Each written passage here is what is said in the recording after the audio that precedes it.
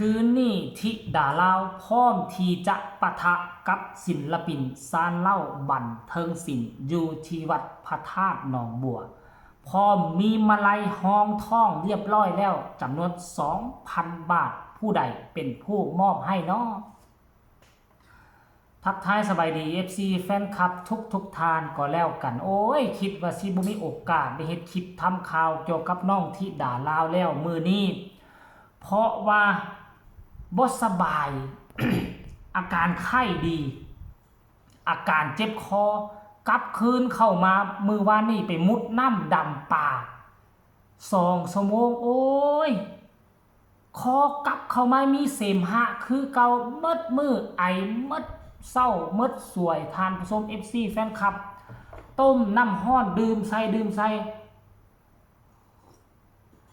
เอาใครมาแน่จักหน่อยหนึ่งจึงได้มีโอกาสมาเฮ็ดคลิปทำข่าวเกี่ยวกับเรื่องราวของลูกสาวธิดาลาวเนาะลูกสาวของพ่อแม่มัดสุผู้สุคนนั่นเองเนาะเมื่อ2 ชั่วโมงผ่านมานี่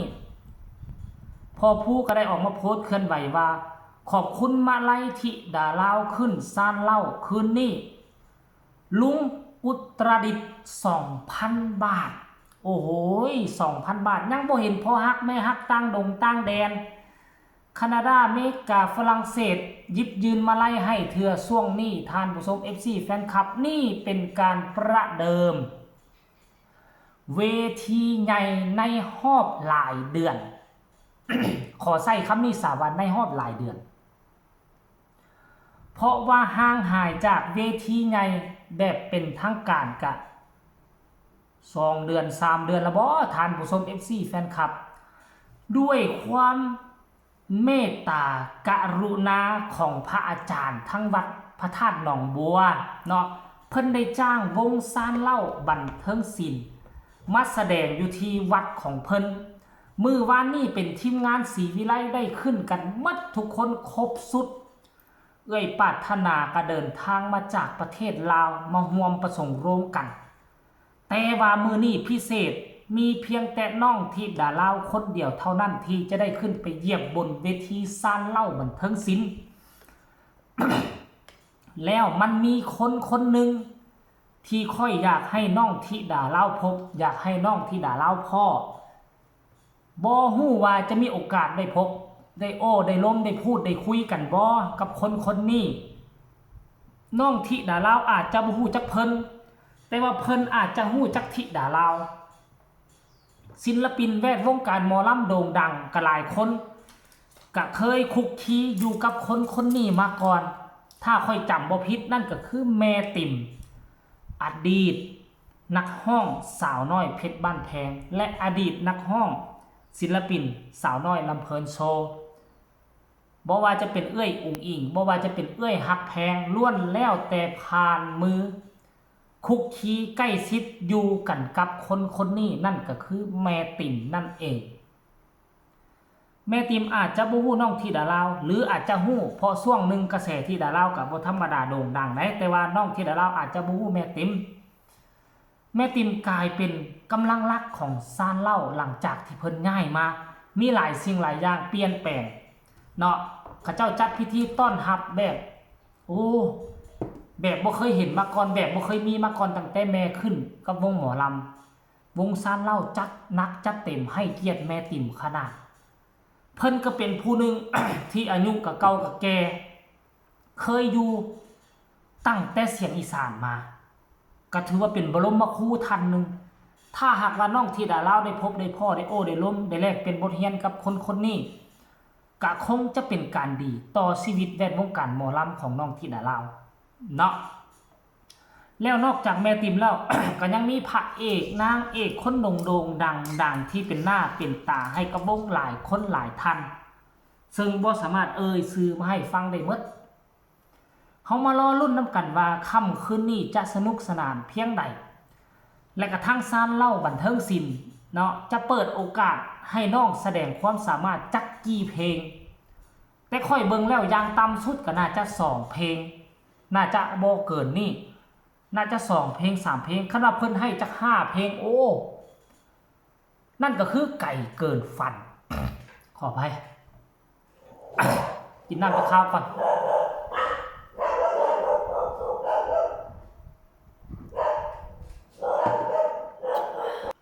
โอ้น้องหมากับเฮารบกวนดีอีหยังแลนผ่านหน้าบ้านบ่ได้เฮามานะมา4ตัวดับไปเมื่อวานนี่ตัวนึงไปฟังแล้วยังเหลืออีก3ตัวกำลังออดๆแอดๆอยู่หมาเท่าท่านผู้ชม MC แฟนคลับกลับเข้ามาสู่เรื่องเล่าของน้องธิดาลาวกันต่อถ้าหากว่าค่ำคืนนี้น้องธิดาลาวแสดงได้ดีเนาะเตะตาโดนใจของผู้รักผู้ใหญ่ทั้งวงซ่านเล่าบันเทิงศิลป์อาจจะเป็นไปได้อนาคตอาจจะได้ร่วมงานกันเวลามีคิวเวลาที่เพิ่นต้องการอยากเอาไปสร้างกระแสเพิ่นก็จะกิ้งกลางมาหาพอภูศรีวิไลก็เป็นไปได้ท่านผู้ชม FC แฟนคลับ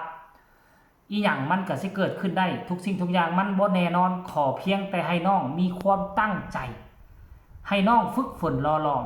แต่ว่าความฝันนั้นจะบรรลุจะสำเร็จไปได้มันก็ขึ้นกับแฟนๆขึ้นกับ FC แฟนคลับของตัวน้องธิดาลาวว่าจะซัพพอร์ตสนับสนุนช่วยกันผลักดันให้น้องไปถึงจุดนั้นได้หรือบอมันก็ขึ้นกับพอแม่เด้อ FC แฟนคลับเดี๋ยวไปฟังคำคิดคำเห็นหลังจากที่ได้ยินข่าวเรานี่แล้ว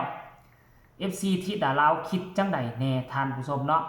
คอมเมนต์นี่บอกว่าเป็นกำลังใจให้เด้อครับว่าซั่น ผู้ต่อมาก็บอกว่า